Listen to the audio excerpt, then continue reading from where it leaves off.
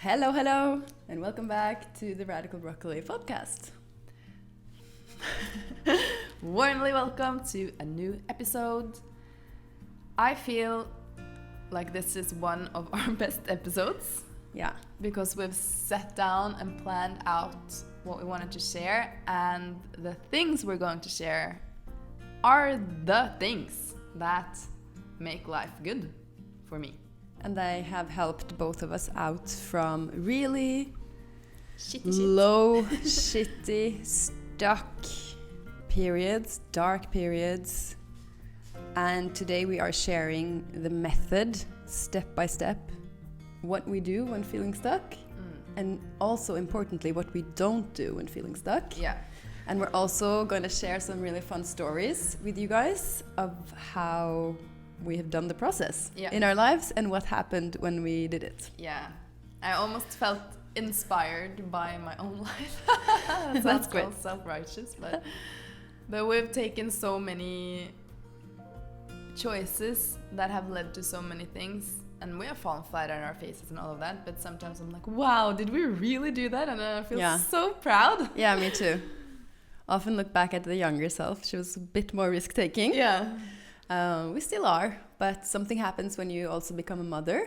And there's just been a time, especially in this first year of and also motherhood, because I feel the universe has whipped my ass into becoming more structured. Structured, grounded, so it's been a different kind of energy naturally. Yeah. So that's all super interesting, but still we use this process for everything. Yes. And it's all about, you can take the risks, but now just doing it from a level of even more high self-worth, so it becomes even more smooth. For sure. And with all this experience in our suitcase. Yeah.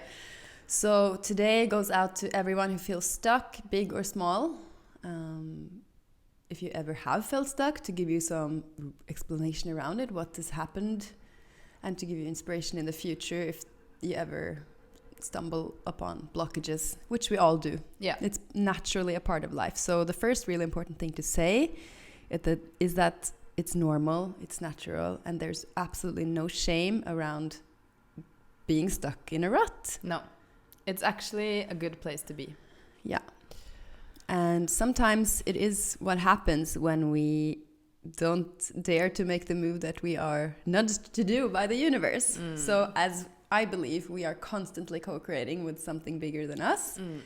We are constantly receiving hints, nudges, synchronicities, whatever catches your attention as a person. And sometimes looking back, like when we don't really listen, it's going to come in different types of ways. And sometimes we're not listening so much that we actually need to get really stuck, or something needs to get to feel loud. So uncomfortable that we can't take it anymore. Yeah, exactly. So often we don't make the changes that we want to do unless it's more painful to stay in the old. Yeah. So we want to start by sharing a little story of a very fun and expanding and scary time in our life. Yeah. Where we went through this whole process of feeling stuck, taking the action, and just seeing, our reality change so completely. Oh my gosh. And this is from 2019. Yeah. So just 5 years ago. 5 years ago, just to set the setting, we were fresh influencers and our career was going super good. Yeah, it was our first year of a business. And we had so many brands and deals and all of this, but it was also a period of getting very sucked into the way things were supposed to be in that business in Oslo. Yeah, in the industry of influencers, bloggers, podcasters, whatnot. Which means tons of meetings with people who said, you are like this, so this is how you should portray our brand. And I think it was very hard to all the time be put in a box and be like, you are this person, you love this, you are this kind of sustainable girl. Yeah. And I know it doesn't sound like, oh yeah, that sounds horrible. But in the end, all the time being defined and put into a box, it was like something inside me just wanted to kick and scream, and it didn't feel very good. Yeah, because our company was based on freedom, among other things. And then what we started to manifest due to a certain level of self-worth and trust in life and trust in our own ability to make decisions and what would come if we said no, we started to slightly conform, a little bit here and there, maybe without even noticing. What does it mean to conform? To me, it means to, as you say, I can remember going to some of these meetings with some of the brand deals and feeling like, wow, this and this is great. Amazing payment, aligned product, but they have a timeline of 1 week, which means that we have to rearrange our whole lives in order to make this collaboration work. And saying yes then, when it doesn't feel 100%, that's what I mean by conform. Or just shrink a little bit of your worth, just to make someone else happy, or actually yourself also, because you don't believe that you are worthy of saying, no, I need a month to do this. Because you risk the offer going away, right? Yeah. And we didn't dare to do that in the beginning, naturally. I totally understand. Yeah. It's a learning process, for sure. But doing that over time becomes so uncomfortable. Yeah. You compile, let's say it's a 5% of ickiness each time, and it just adds up inside of your body. You can feel it. It can feel just like stress or restlessness inside of you, or just discomfort in the body while making the decision. Yeah. And I think a lot this of should and guilt. So normalized after a while that you don't even notice it happening. Oh, 100%. Like, even when you're sitting, for example, in a meeting with your teammates, what's it called? Coworkers? Colleagues. Mates? Mighty. Clearly we don't work. And then suddenly it's like, yeah, let's all go out and have a beer after lunch, after we're done Friday, blah blah. And inside yourself you're like, oh, the week is done, I just cannot wait to go home. And then another part of you is just, you know, oh, I have to be social, I'm a part of the team, it's probably gonna be fun. You're trying to convince yourself. And then you go and you come home after and you feel so bad. It's like you feel like you almost feel a little sick and drained. And that's kind of conforming. That's all the time saying yes when really it's not aligned.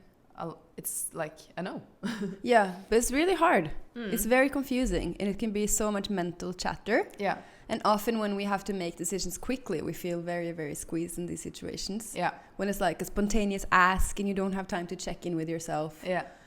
And also, if you feel already stressed or tired or overwhelmed, all of that will just clutter your thinking, your decision making. So for me now, I see like when I make decisions now, it comes from a very much more, I allow myself to take time to make the decisions. Yeah.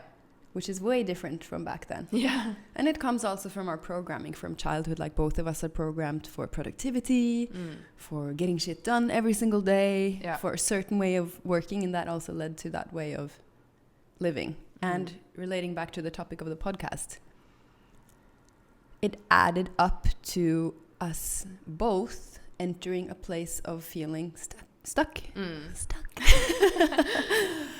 And we didn't really understand why, because what the hell, we're living our dream, we're making our company, we're doing all the things, but something doesn't feel right here on the inside. Yes. Everyone else externally validates that this is great, this is amazing, this is good.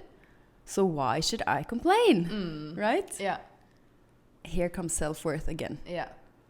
And it was such a weird time to leave because I mean, it was such good deals coming our way. It's like Adidas, Microsoft, you know, it was like big brands, and they all, like you said, endorsed so much what we were doing and really wanted so bad to collaborate with us. Yeah, which was amazing. It feels so good for your self-esteem. Yeah. And and then like you said, something just felt, I think it was the thought of, wow, if you go on this trajectory, life is going to be based in Oslo. Yeah. And which neither of us had in the future vision. Yeah, and the thing was that the everyday life was fun and work was fun, but then came the weekend when you had time off, or that's when we said, like, let's not work weekends because we need sometimes to have time off. Yeah. And it just felt like you went into a big black hole because I had I didn't feel, and this is so different for everybody, but for me in Oslo, I didn't feel like I had my passions or my... The things that fill you up. Yeah, it was... Then it became only work. And only making money and doing... Productivity, doing. Yeah. And we were doing so much. I remember our schedules were so packed. Yeah. It was never even time for a break. It was like, oh, a journalist is coming in 10 minutes, clean the house. And then, oh, we're going to this meeting, like run to the tram. It was just wild. It was crazy. We worked so much. I think we worked 10 to 7 most days. And then you had a workout before that or something. Yeah. And this is nothing to do with Oslo specifically. No. This is just personal. Yeah. Just to give you a vision and a picture of what it feels when something isn't for you. And it's trying to tell you. Yeah. Yes. So, you know, and this was also a time where both individually started to dive deeper into self-development, started going to... We started 5 years before that, actually. Yeah. But it was deeper and deeper and deeper. Deeper and deeper. And then, you know, when you start to get to know yourself and something isn't right, you just can't force it anymore. No. And even when everything is super shiny and beautiful on the outside, it was just like this dream of, you know... Now talking about it, I can't remember exactly what spurred, you know, let's go to LA. No. But basically we decided let's go to California for 3 months. Yeah. Or a little more, actually. 4 months, I 4 think. 4 months. And so we just, you know, cleared our calendar. We didn't really announce it anywhere. No. But I remember Classic. in September, I think, we just left. Yeah. And we took a plane with Garrett, who we were working with in EAT. Yeah. And then we arrived in LA. And we were so lucky we had a family friend that we could stay at. Yeah, but let's talk about some obstacles. Yes, they will come. Okay. So continue. Yeah, so first there were so many amazing things happening in these 4 months, like more expanding, more wild than whatever happened at home, you know, like in the comfort zone. But there were so many fears. I don't even know where to start. Let's start by saying that we had to say no to a lot of stuff in order to go, which was super scary. So financially, this didn't really make sense. No. So we spent probably all of what we earned in order to go. We didn't have any plan of a place to live. We reached out to a family friend who said you can stay here a couple of nights. Yeah. And we were going to stay 4 months. And I just had a puppy. Yeah. And like, who takes their puppy to LA? Well, I did. Yeah, and I remember you had a lot of therapy sessions on that. Or not therapy, but like programming, because you were scared of the flight and of things not going well. So you had to reprogram yourself. Yeah, and that led to a lot of deeper discoveries of own limits. So it was just something in my life representing holding me back. Yeah. And then when I cleared those blocks, we were able to bring Noah on this amazing journey. Yeah. And I think he had a great time. I mean, he was a celebrity. Yeah. I remember walking him one time outside of Cafe Gratitude, and what's her name? Willow Smith. She was like, "Oh my god, that's the cutest dog!" And she petted Noah, and I was like, "Oh my god, struck by celebrity." Yeah, that was funny. Yeah. So we got there, and you know that feeling when you just let go, you get on the plane, you're going on an adventure. You land in the city of the stars. It's warm, it's so inspiring. Yeah. We just felt like, like we're gonna It was like chains left. Yeah. Like broke open. It felt, finally like you could breathe. Yeah, and soak up inspiration. And so what we spent our first days, weeks doing there was, I think, relaxing a bit. Yeah. Catching up on sunlight. Yeah. And finding yoga studios, Pilates, going to cafes, trying all the things. We went to a ceremony, like a sound bath. Oh yeah, that's true. We did a lot of spiritual things too. Yeah. And we made YouTube also. Yeah. And it's still on YouTube. So if you want to see like old LA things, Oh. have a look at that old YouTube video. Yeah. Maybe we need to have a look too. Yeah. And it's a bit hard to separate what's what in the timing. But basically a lot of big fears came up. And one, we were lucky to be able to stay longer with our family friend. Yeah. And then came wildfires in California. And not just lucky to stay with a family friend, we had an amazing studio with like designer furniture, fireplace in their garden, really central. Yeah. And they love Noah. They love Noah. We had a great time with them. Yeah. And I remember one block was that we never had any transportation. So we didn't really find a way to get around. Yeah, we Ubered everywhere. And basically the block was actually money. Yeah. And then came the wildfires. Yeah. So tell us. So we got woken up by Harald in 4 in the morning, I think. Like, girls, pack your bags. We're leaving. And because the fires were coming close. So that was a bit dramatic. Yeah. And we drove to a hotel like 1 hour away, I think. Yeah. And then we had a great time there. Yeah. But after that, it kind of marked the ending of us staying with the family. Yeah. And we started on this Airbnb. Oh gosh, do you remember that? Yeah.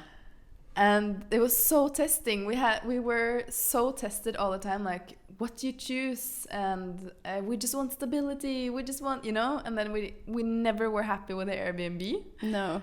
And so there were so many money blocks coming up. And at this time, I remember we listened so much to Abraham Hicks. Yeah. And we really had this belief like everything could be solved. Everything was a test coming up. Yeah.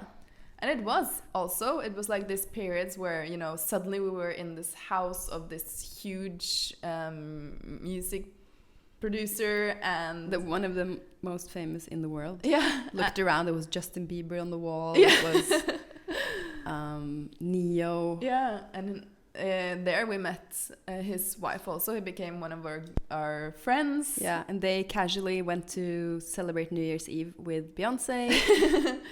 And she was so inspiring in manifesting. She told us how she manifested. She had a month plan for everything she manifested. And I've never seen anybody manifest so much as her. She had a lot of trust and a lot of experience in manifestation. And she was so grounded, which was inspiring. And calm. And then, came this whole housing trigger, and then came money triggers. And then, so it was so scary because you were not at home and you were always pushed. You didn't have a place to live, and you had to book and you had to pay. Yeah, and we were confronted all the time because we were constantly out of the comfort zone. Yeah. It was maybe, okay, we have a place to stay the next 2 days, and then, uprooting again. And I think if we had been to redo it, I would have some stability in either, like, income or housing, because those two at the same time is very hard. It's hard at the same time as you're kind of figuring out your identity, your work, your everything. So we took risks on everything, which is amazing, but maybe not so good for the nervous system to do everything at once. No. And I don't remember, but I think it was at this time where we decided that we would actually go to Costa Rica because we had a friend there who we could stay at. Yeah. And we did a collaboration with her. We were invited to stay at her retreat for free. Yeah. Like all these manifestations. Yeah. So incredible. Now I can't believe it. Like, what am I manifesting these days? But I think that's also the reward that comes with the risk because you're so free, so you can land 100%. these big things. Yeah. You have to take risks in order to manifest. But I remember also at the time I was going from a period of feeling very healthy into a period of so unstable hormonal issues that just, like, I had so much fun, but it ruined, quote unquote, everything because I was always so stuck in my body. Yeah. And it was so horrible. So there was a lot to do with around food also on the whole trip. Yeah, and it was so hard. And I didn't understand what was going on with my body, and now I kind of know because it took years to heal it and I understand what was happening, but then it was so hard. So that also sort of, what can I say? It limited a lot of the trip. Yeah. And then I think for you, money was worse because suddenly Noah got sick. Yeah. Oh my gosh, yeah. Noah got sick, had to take him to the vet. And if you know vets in the States, they are very extreme. Yeah. And they wanted to like put him in there overnight. Yeah. Just because he had a little blood in his stool. And I was a new dog mom, so I didn't know that that can happen from time to time. Yeah. And he had eaten sand on the beach. Yeah. And I got so stressed, and I was calling insurance, and they were like gonna charge me a bill of $3,000. Yeah. I was like, what the fuck is happening? Yeah. Like, the whole trip is ruined. Yeah. And then I found somewhere in myself to trust that he was going to be fine. And I said no to having him there overnight. Yeah. And that felt I like remember such a we win. spoke to one of our mentors before that, and she was like, this is a test. Yeah, just keep holding your stability, your self-worth. Trust yourself. And it's so hard when it comes to your loved ones, right? You only want to do what's best. You don't want to take a risk in that situation. Yeah, and then, you know, like a vet saying this is better. And yeah, the authority of the animals. Yeah. But it turns out it was the best decision ever, because the morning after he pooped out a lot of sand. Yeah. And he felt better. Yeah. And it healed. And it was so trying. But it taught me a lot of self-trust. Yeah. Yeah, and then I don't know how we got into contact, but we met so many amazing people, like Dominique, who invited us to suddenly. When we came back again, we decided to stay 1 month in Encinitas, a surf town. Yeah. It was off season, so it was really chill. We had such like chill days. It was winter. We rented an Airbnb for a month. Yeah. And that's where we found a bit more grounded stability. Yeah, and I think that this time we also were really working on ourselves basically full time. Yeah. And then we went to San Diego to meet Steph. Yeah. A friend of mine from Copenhagen who I worked with there. Yeah. And she invited us to stay there overnight. Yeah. So we connected with so many amazing people. And I remember she was very, very into like zero waste. And we went to a zero waste shop with her. We found a lot of natural, eco-friendly, non-toxic products. Yeah, it was so inspiring. Tried everything, and we were like, ooh, like one day we'll have a shop. Yeah.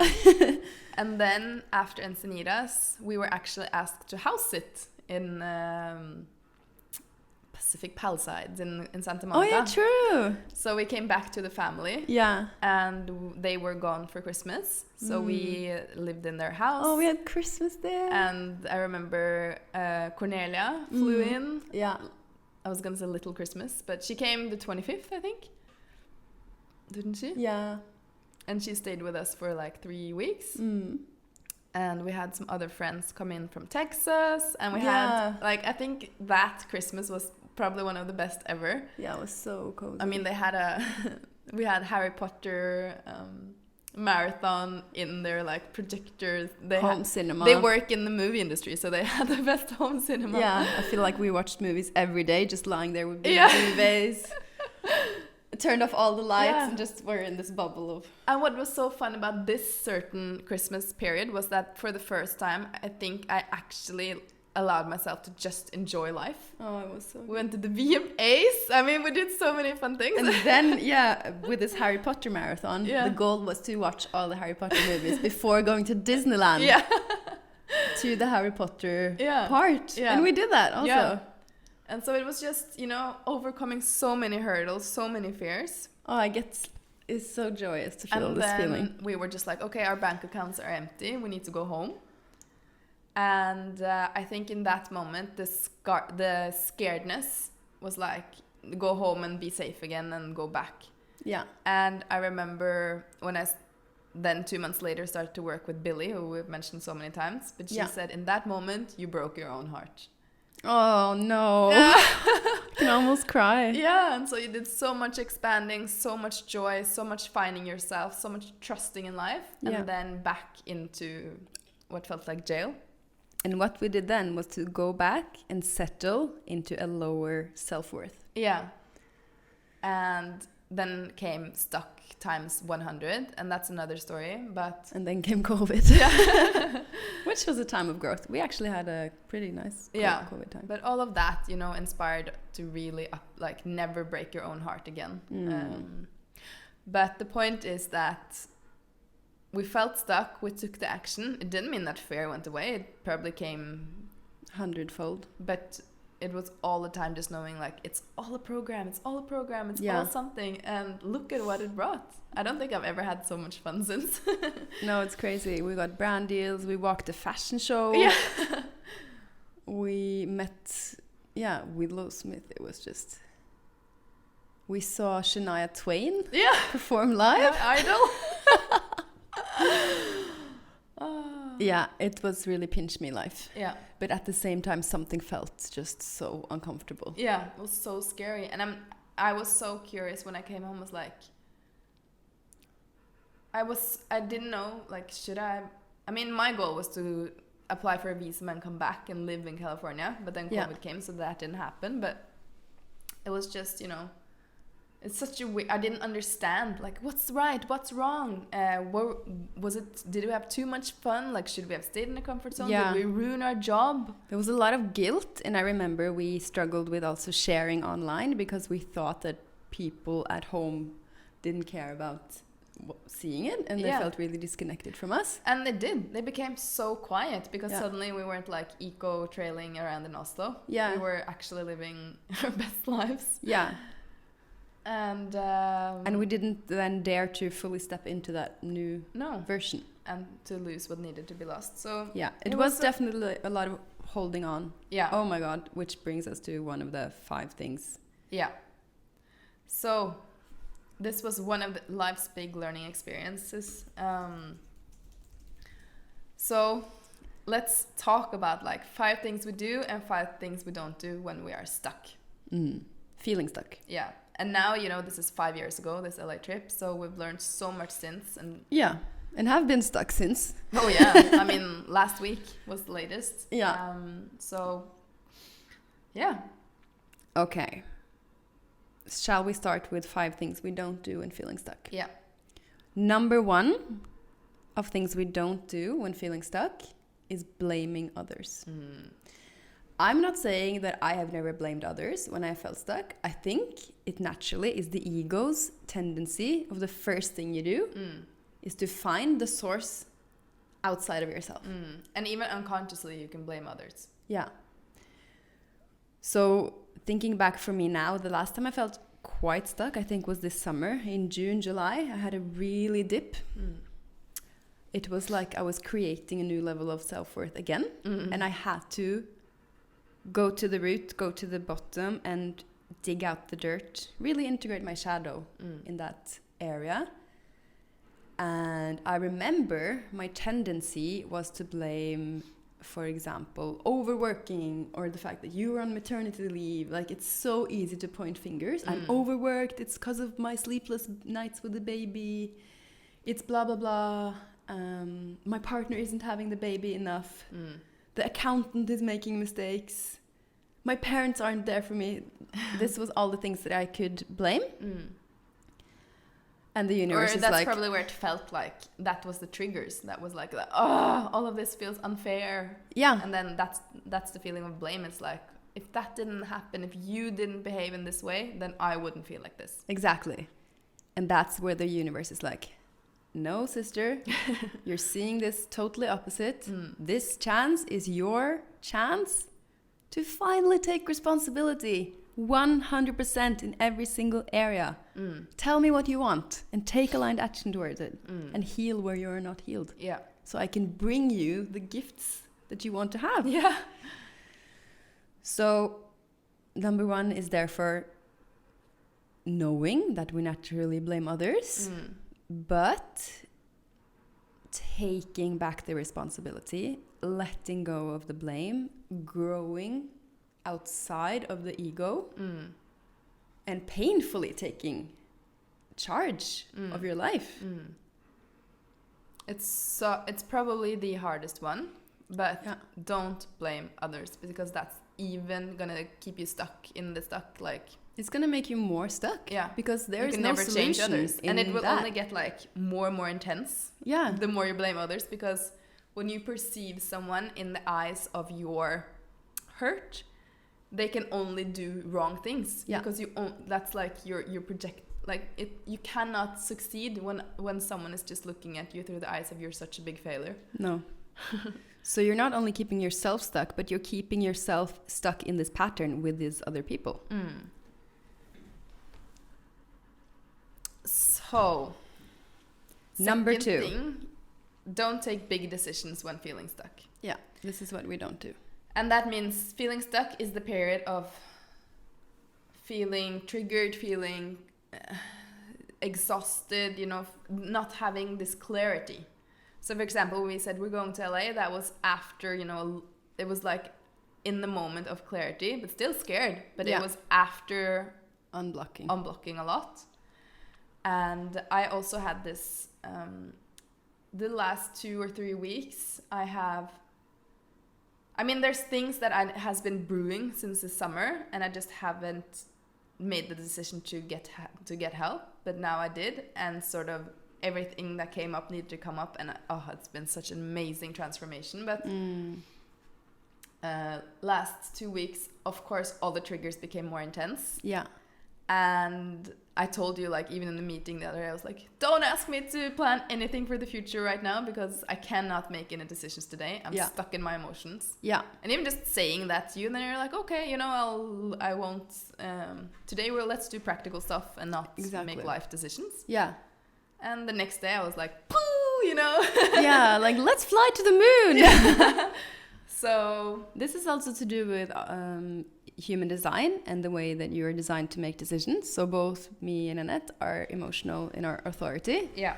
Meaning that we're not supposed to make any big decisions either on a up or a down in the emotional life. So also check your human design, what kind of authority you are. But in general, in the stuck, in the despair, in the lowest of lows, without any clarity is not a great time to make the big decisions. No. So, number 3 of things we don't do when feeling stuck is to go into victim mode and think, why me? Yeah. Why is this happening to me? Of course, you can go there, but you don't stay there. Yeah. Because nothing good comes out of it. No. And you probably will go there. Yeah. No, I always go there. I'm like, you know, I let myself be there a little bit. Yeah, but it feels so miserable. There's nothing nice there. No, you just attract more misery. The victim mode vibration is very, very low. Very low. And it's just a snowball. So it's like you wake up in the morning, you stub your foot, then you fall down the stairs, then you spill your coffee. It's that kind of effect. But the hard thing is that the vibration can be quite strong. And you can, even though you can consciously be like, I'm not a victim, it can still be in your programming. So you still attract from that place. Yeah. So, which is why another thing that we don't do is to suppress, avoid, and distract. Yeah. So what I know a lot of people do is, for example, when you feel stuck, you tend to alcohol, or you're partying, or, you know, what's the next, like, guys, sex, whatever it is. How can I get my next little high dopamine hit? Yeah. Social media, TV, numbing, distracting yourself. And usually that just brings you more and more down in a stuck rut, because you will still have that vibration of victim, and then from that place attract, you know, these things. Yeah. And this won't leave you until you clear it, until you actually manage to process whatever thing has brought you into the stuck place. Yeah. And not only that, but it can lead to disease in your body. It can lead to your body getting physically ill because you are stuffing your emotions down. And they will not go away before they are felt. No. So feeling all the feelings is... Yeah. And then, you know, it can also be, for example, this year I've done a lot of work on finances and money, and I saw in my bank account, like, emotional instability. Whoa, money spent. Like, I just spent. And then emotional stability, like maturity, you know, taking good choices. It was such... So it's not only like going to party, it's also, you know, shopping or this and that, where you don't really think 100% through what you're spending your money on. Yeah, it's like you're not even awake making conscious decisions. Yeah. You're just numbing and trying to avoid these feelings. And in our coaching, I can only speak for myself. I haven't been inside your coaching, but the most important things we do is to feel and find and dig deep to find these emotions that don't want to be felt. Yeah. And it's not like, oh, just feel emotions. It's like you have to really find the protection mechanism and then find what's beneath there, go back into childhood. It's not always easy. No. And sometimes I can also see in my clients that they don't want to go there. So it takes another week. Yeah. We have so much resistance to go there because it's painful. Of course we don't want to feel grief, pain, shame, guilt. We don't want to face our own patterns. No. And number 5 of things we don't do when feeling stuck is to stay stuck. Just stay stuck. Yeah. And don't do anything about it.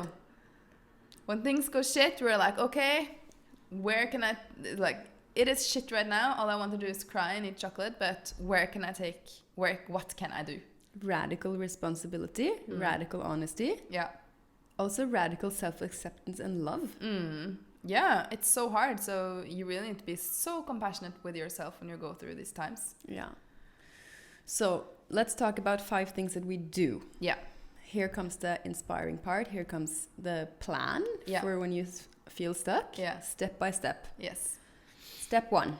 Becoming aware. Yes. So I find from my recent experience, I could see that there were so many... I knew for a long time that I had stuff that I wanted to let go of. Yeah. And I needed to work on, but I wanted to wait to the right timing. This is a key. Yeah. And I really trusted my intuition on it. And when I knew it was go, it was go. Yeah. So I didn't really ask around, like, should I do this? No, I just knew. But I also was I could see the patterns. And sometimes, it's so interesting because you believe that things that happen doesn't have anything to do with you. Yeah. So one of my biggest triggers, which also made me know, like, okay, it's time, was that Rafe started to be more and more awake in the evening. And so it was like, even though I've worked so hard on this, solo mom, it's like that I felt came with this huge stigma, like, it's horrible, they're low paid, I almost feel sometimes like I'm in this Eminem songs. Yeah. Because that's what you heard about, like, that's single the programming mom from the block, Yeah. And I really know that I was living out that scenario. And I became more and more stretched, like, up early in the morning, like, run to work, run to pick up Rafe. And then he was awake, and I was with him from, like, 4 and then to 10. And then I didn't have dinner. And, I was just, like, I couldn't breathe. And then what I learned was that even his sleep thing was all my projection and my programming. It was all me. And it's so fucking cool. Like, I never get sick of it. No. And I had this old program from my mom, who also always worked for others, like, always put herself last. And I was reliving that. And then I love therapy. It's not therapy. It's going in and changing programs. That's what we both do with our clients as well. And we share our methods exclusively in the membership and with our clients. So we're not giving away everything here on the podcast. If you want that, you need to work with us and invest. But it's like,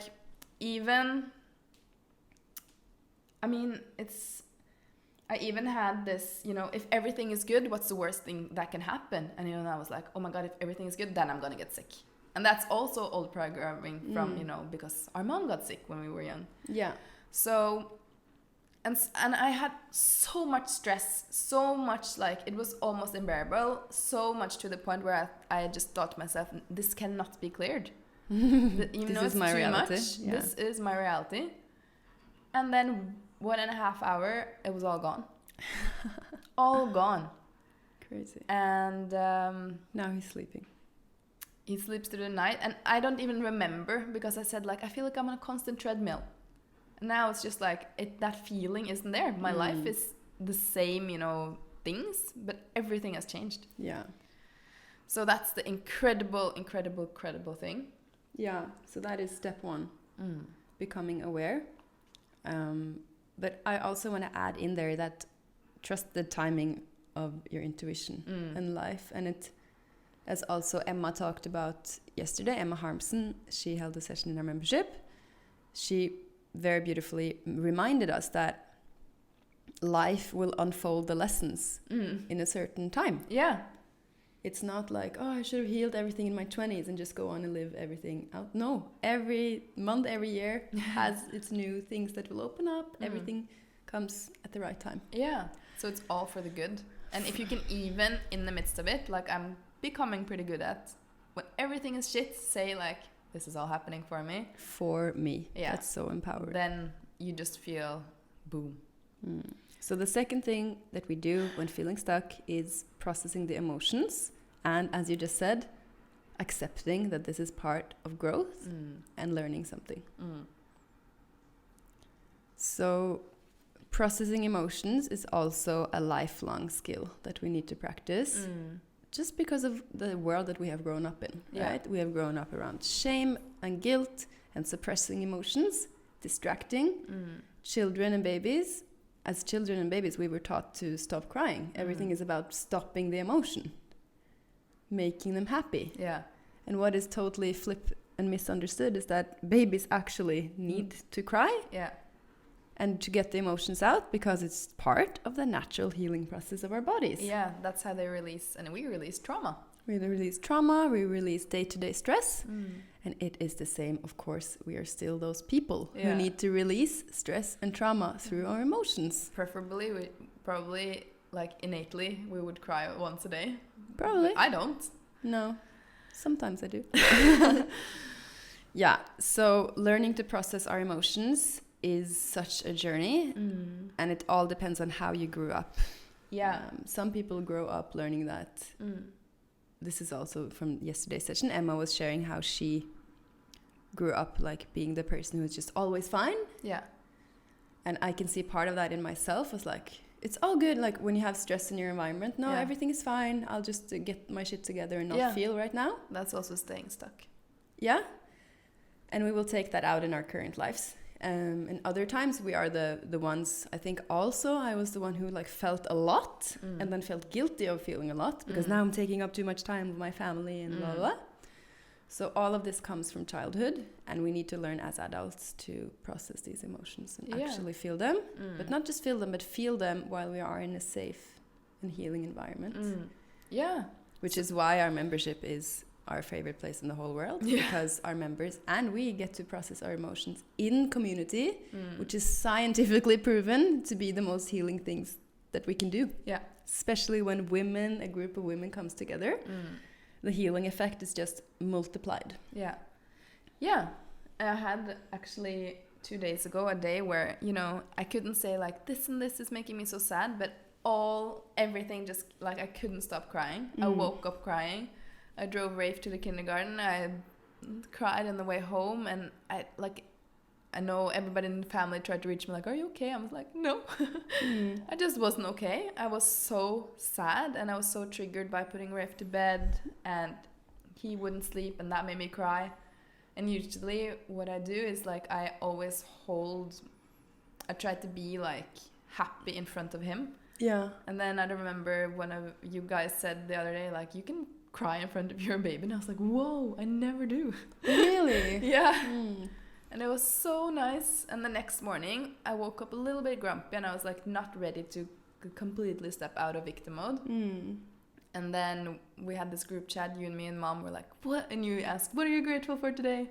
You're like, you fucking annoying little shit, asking me to be grateful. Yeah. I'm like, I'm not positive. And you're like, you can still be grateful. Yeah.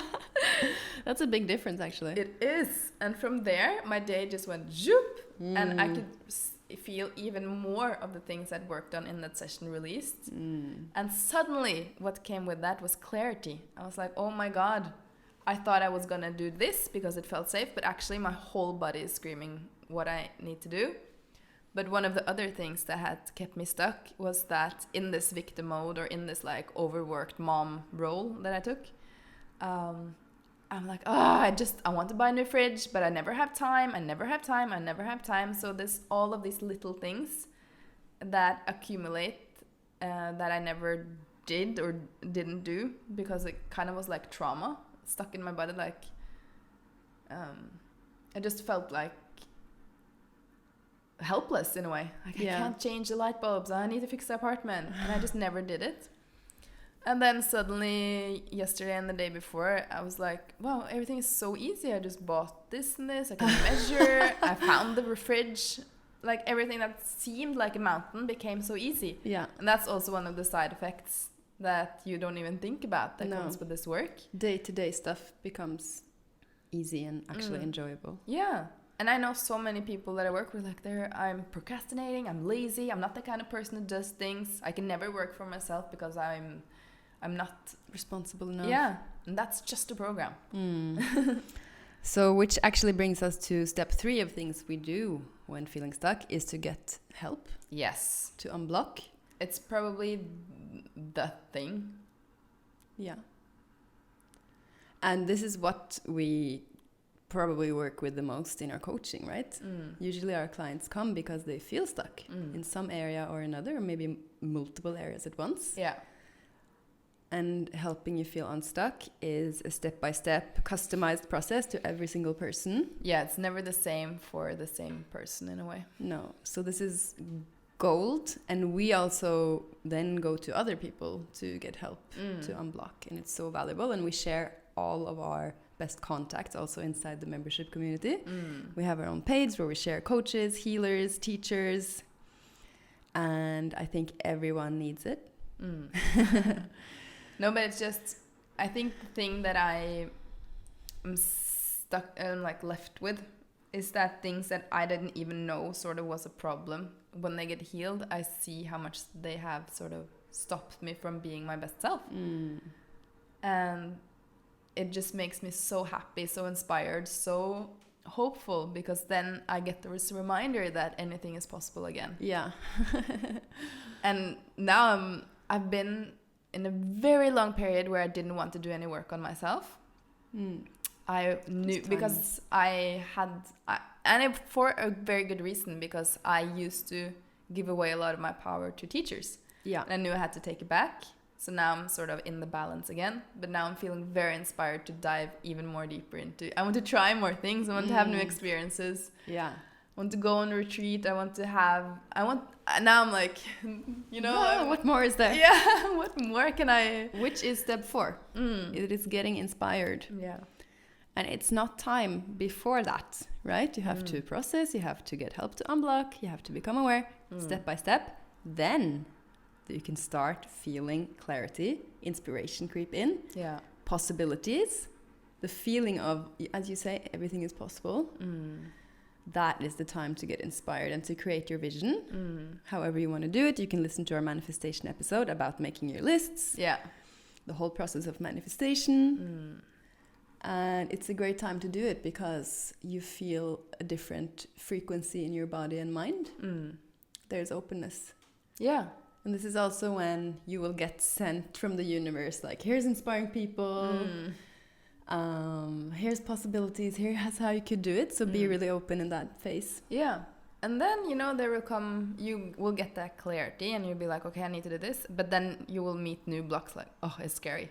Yeah. Oh, I need to go out the comfort zone. Or, for example, now I know I'm going to do this and that. And I'm like, oof, how do I do that with Rafe? Yeah. Already I can feel myself wanting to put on the brakes before I've even started. Yeah, exactly. So... But for every time you learn so much more about yourself.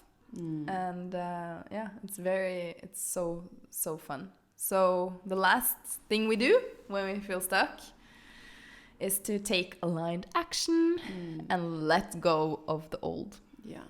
Which is probably one of the most common things that keep us back in the loop is to just keep everything old. Yeah.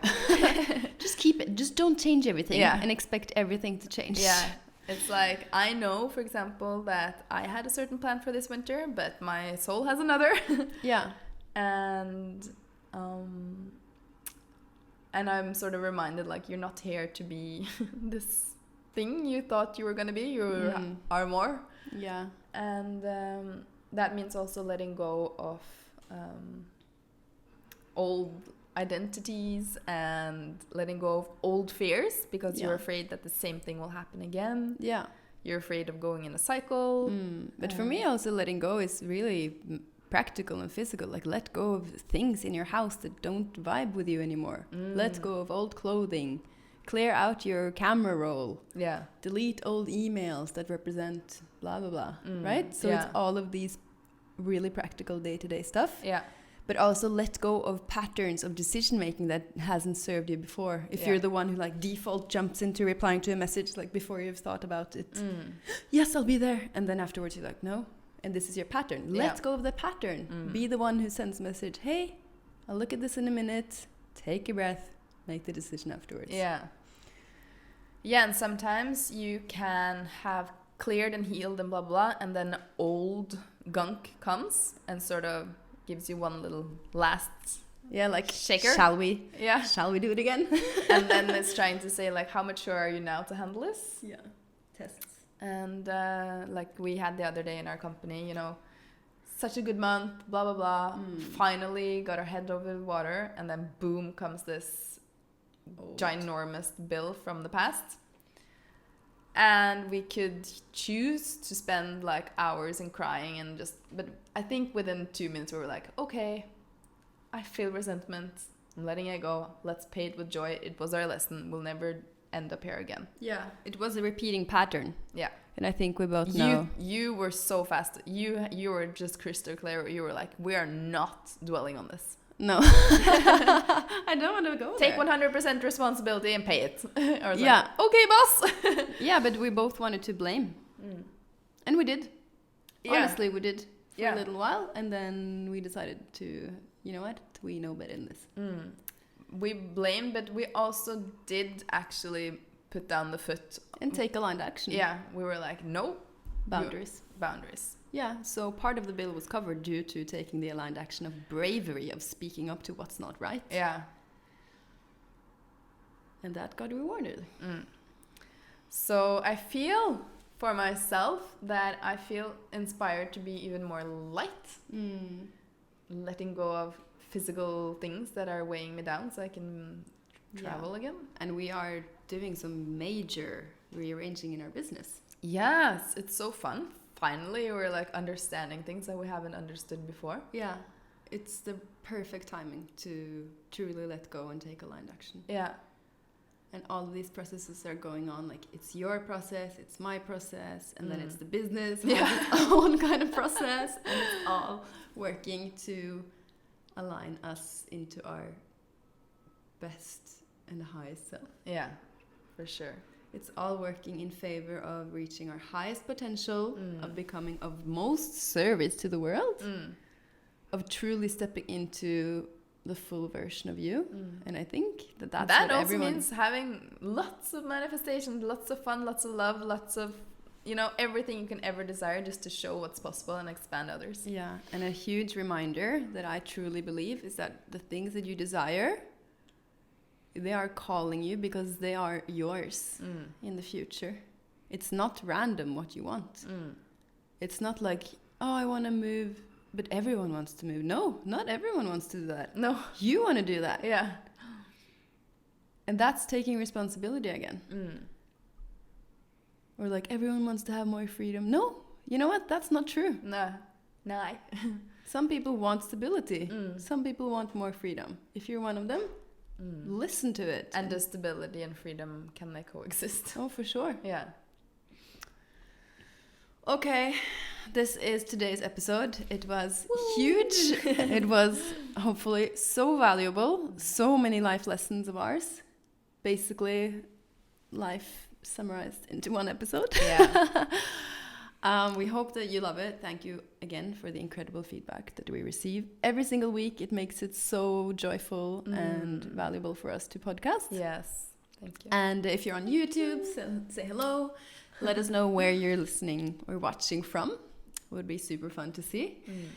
And okay, we are going to end with some very special Christmas announcements. Yes, let's do it. Yeah. So, We want to remind you, or we actually need to announce because we haven't said it before, but all of our coaching prices are going up after Christmas. First of January. 1st of January.